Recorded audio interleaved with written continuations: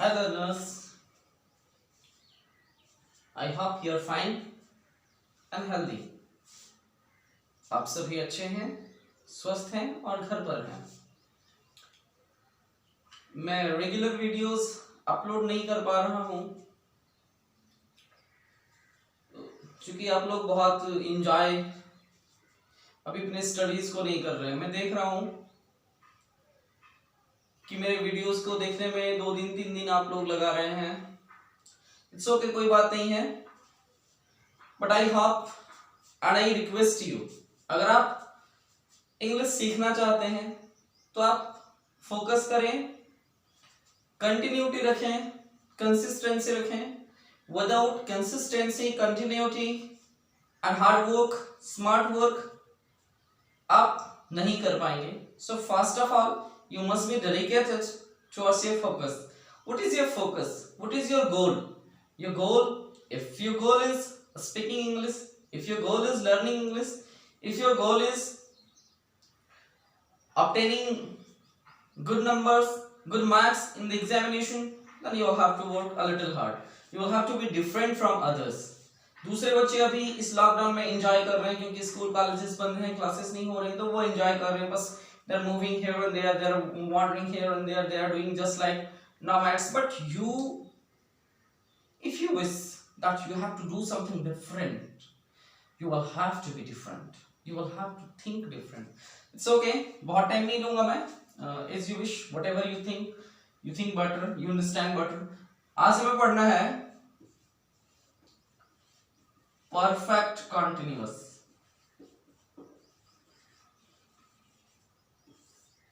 अभी नाम को देखो,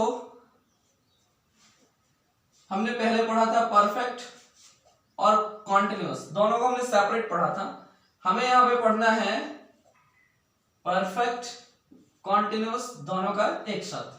परफेक्ट कॉन्टिन्यूअस दोनों का एक साथ पढ़ना है। प्रेजेंट ऐड करेंगे तो present perfect continuous, past add करेंगे तो past perfect continuous. We have to study here the two. यहां हमें इन दोनों को पढ़ना, we have to learn here the two. यहां पे हमें इन दोनों को सीखना है। प्रेजेंट परफेक्ट कंटीन्यूअस टेंस में टेंस, हम टेंस ही पढ़ रहे हैं। टेंस में क्या पढ़ेंगे? Perfect continuous. कौन सा perfect continuous? Present perfect continuous, past perfect continuous. अभी यहां पे होगा क्या, ये स्ट्रक्चर जो है दो स्ट्रक्चर का कॉम्बिनेशन है, कंपाउंड स्ट्रक्चर है।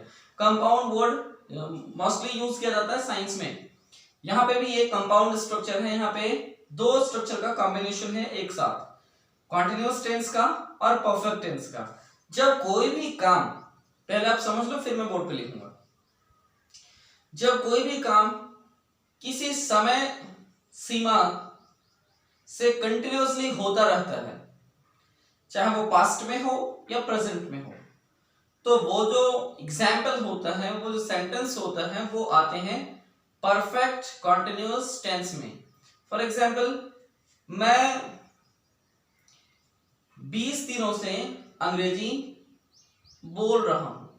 अभी आप देखो कि मैं अंग्रेजी बोल रहा हूं, मैंने ये नहीं कहा, मैंने कहा कि मैं 20 दिनों से अंग्रेजी बोल रहा हूं। वे लोग 1990 से क्रिकेट खेल रहे हैं। क्रिकेट खेल रहे हैं नहीं, 1990 से क्रिकेट खेल रहे हैं, एक टाइम है। तो जब टाइम के साथ रहा है, रही है, रहे हैं आ जाए, आपको मेन चीज याद रखना है, टाइम के साथ, विद टाइम क्या होगा? रहा, रही, रहे। टाइम के साथ जब रहा, रही, रहे हो, तो अब प्रेजेंट में तो आपने कई बार देख लिया, फिर से मैं लिख रहा है, हूं, हो, ये सब रहेंगे। तो रहा है, रही है, रहे हैं, रहा हूं, रही हूं, ये सब। पास्ट में था, थे, थी। मैं बस इतना ही लिखता हूं, प्रेजेंट में है, हूं, हो लिखता हूं, और पास्ट में था, थे, थी लिखता हूं। बाकी मेन जो स्ट्रक्चर का आईडी होता है, मैं बीच में लिखता हूं, जो दोनों में काम करता है, प्रेजेंट में भी और पास्ट में भी। अभी स्पेशली इसमें क्या है कि टाइम के साथ रहा है, रही है, रहे हैं, रहा था, रही थी, रहे थे, विद टाइम। जब ये विद टाइम होगा, that means the sentence is in present perfect continuous tense और पास्ट परफेक्ट कॉन्टिन्यूअस टेंस, तब वो सेंटेंस या तो प्रेजेंट परफेक्ट कॉन्टिन्यूअस का होगा या फिर वो पास्ट परफेक्ट कॉन्टिन्यूअस का होगा। आपने आईडी देख लिया, टेंस का नाम जान लिया, स्ट्रक्चर देखते हैं। What's is the structure? Subject plus has, have, had. अभी आप इस चीज को नोट करो कि क्या हैज, हैव, हैड हम कहां लगाते थे? परफेक्ट में। दैट्स व्हाई मैंने यहां पे क्या लिखा था? परफेक्ट। तो परफेक्ट का हमने लिया। अब हमें करना है कॉन्टिन्यूअस। कॉन्टिन्यूअस का सिंबल पे ये बीन प्लस V4, ये जो बीन प्लस V4 है, this is symbol of continuous. तो अभी क्या यूज करना है आपको? Subject plus has, had, had. या तो हैज यूज करना है, या तो हैव यूज करना है, या तो हैड यूज करना है। प्रेजेंट में आपको ये यूज करना है has and have, and past में आपको यूज करना है had. Has, have, had plus been plus V4 plus एक और चीज है,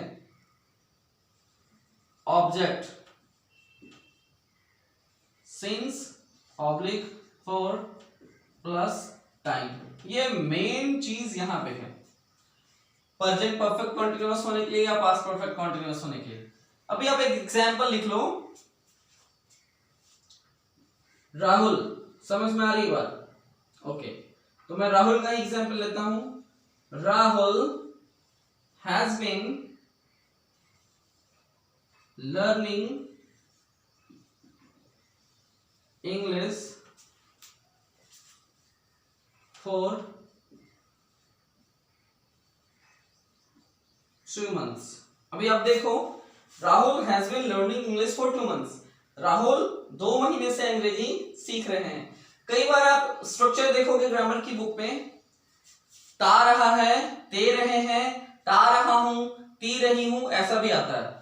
तो फिर वैसे ही पास्ट में भी होगा, ता रहा था, ती रही थी, ते रहे थे। इट्स ओके, कोई जरूरी नहीं है कि ता के साथ रहा है, रही है, वो चलता है। बिना ता के साथ भी हो, रहा, रही प्लस टाइम, तो आप समझ लो कि वो परफेक्ट कॉन्टिन्यूअस का है। It's okay.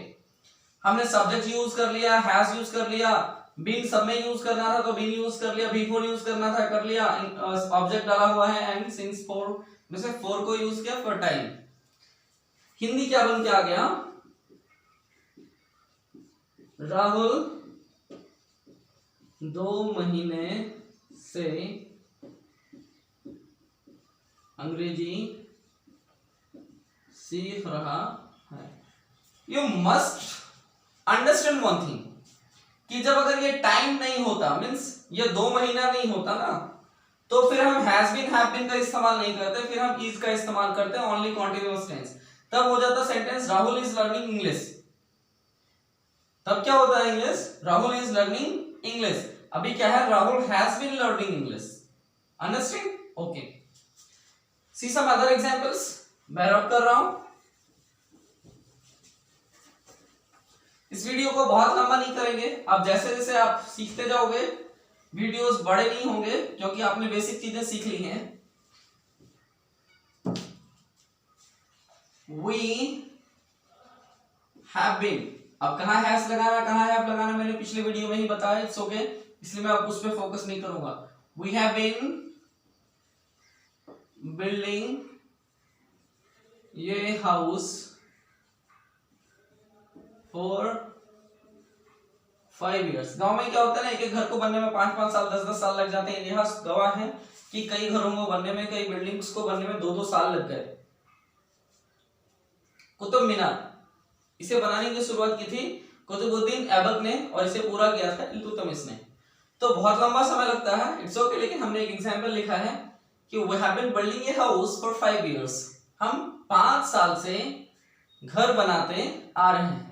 मीन्स हम 5 वर्षों से घर बना रहे हैं। मीन्स घर बनाने की क्रिया कब शुरू हुई थी? 5 वर्ष पहले, और अभी भी कंटिन्यूअसली चल ही रही है विद अ टाइम फ्रेम। तो हमने 4 लगाया।